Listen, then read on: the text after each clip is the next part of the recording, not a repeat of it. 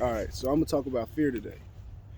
Fear can be a wicked, wicked feeling. We have a natural inclination to feel fear because of, survival. You had to have some instinct and some, reaction to danger, right? Especially back when, we were hunter gatherers. So, feeling fear is a natural feeling, but in modern day, we're not really running from bears and wild animals unless you live in the wilderness. But today, fear comes in different forms. As you know, there's a lot of mental health issues out there right now. There's a crisis of pain and suffering going on mentally in our modern day society. It's like it's a big epidemic, along with suicide. So I'm here to tell you that fear can be something that you've made up in your own mind, and it can be based off of experiences that you've experienced in the past, or you're afraid of something potentially happening, or a situation happening again. It can come in many different forms, but also there's a way out from that. Sometimes you have to sit back and tell yourself that fear is false evidence appearing real. And that's something I got from church. This man that goes to my church, he told us that once, a few times, and that's what we learned it as. And that's what I would think about when I was afraid. A lot of times, I would tell myself it's false evidence appearing real.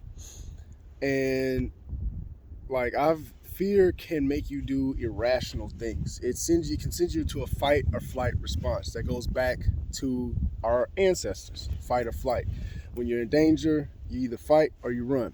So being in that mode of just anxiety and adrenaline, it can lead to you making irrational decisions. You don't think things all the way through, you just react. And that's a situation that's happened to a lot of people, including myself.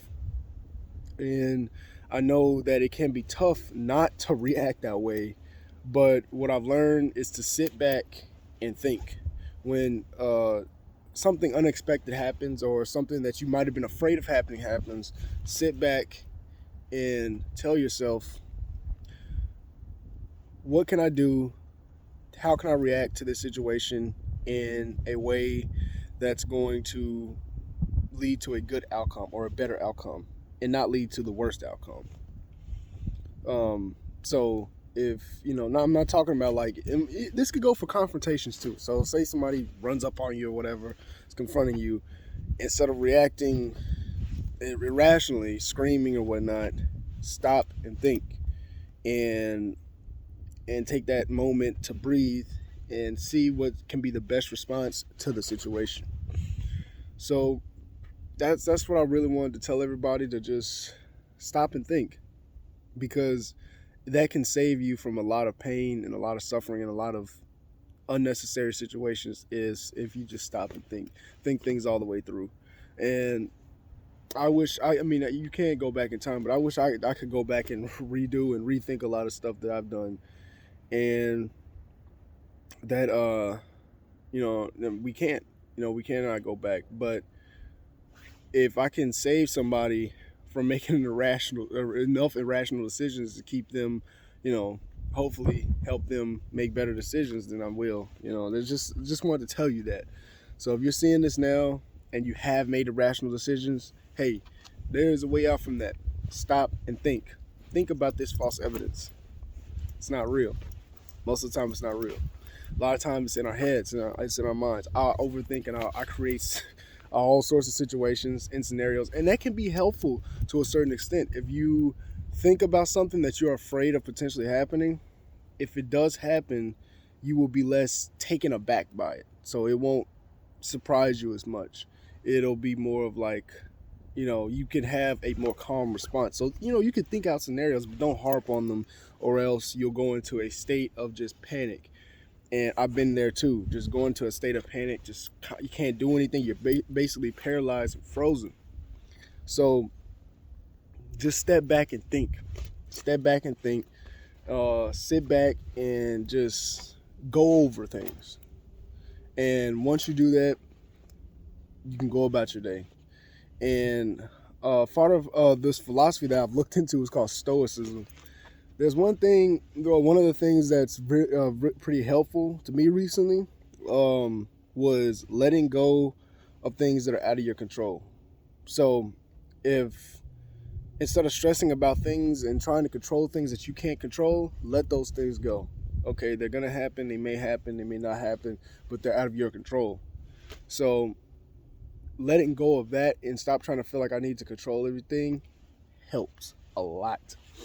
And it keeps me from stressing a lot, because that, like, trying to control every single thing about every single situation is just impossible, and it leaves you exhausted and tired by the end. So yeah, let go, let God, because it's not in your control. It's not in your control. Yeah, that's pretty much all I got for this video. Hey, it said 6 minutes. I didn't go too long. If you made it to this point, I appreciate you for watching. And to everybody out there, times may be dark, times may feel dark. It's a different world now, but I want to say to you that there's always light, and that we need to appreciate every single day that we have right now. Every single day. There's only the present. The past doesn't exist anymore. The future hasn't been created yet. We only have now. The only person that knows, well, not person, the only entity that knows what the future is God. He is the only one that knows what the future is. We don't. Trying to predict it is impossible, and it'll just leave you stressed out most of the time.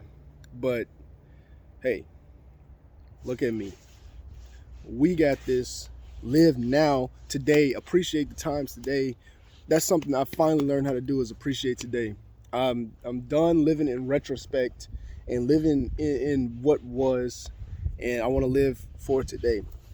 So I encourage everybody else to do that as well. Thank you for watching. Appreciate it. Peace.